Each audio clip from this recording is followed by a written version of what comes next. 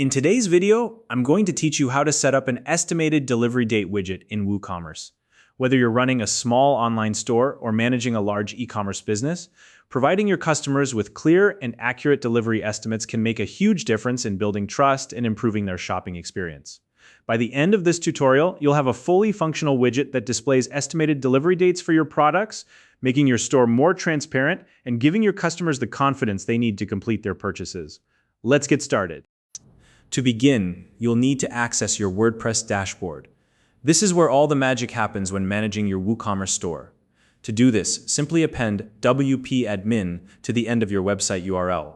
For example, if your website is called mystore.com, you would type in mystore.com's wp-admin into your browser. Once you hit enter, you'll be taken to the login page for your WordPress site. Enter your credentials here, your username and password, and you'll land on the main dashboard. If you're unfamiliar with the WordPress dashboard, don't worry, you'll soon feel at home navigating it.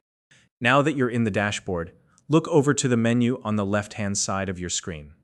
You're going to find a section labeled Plugins. Go ahead and click on this.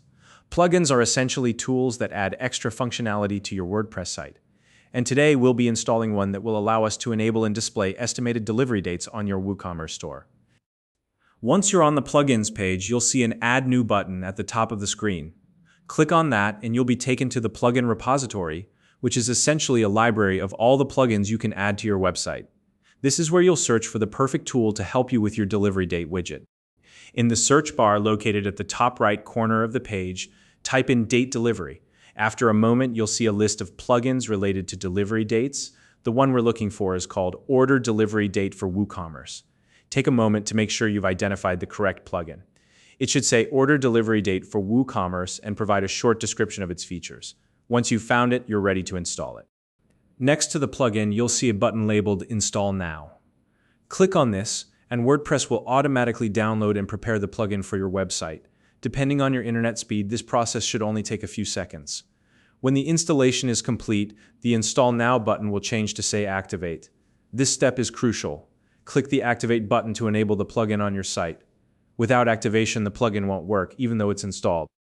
Now that the plugin is active, you'll need to configure its settings so it works exactly how you want it to.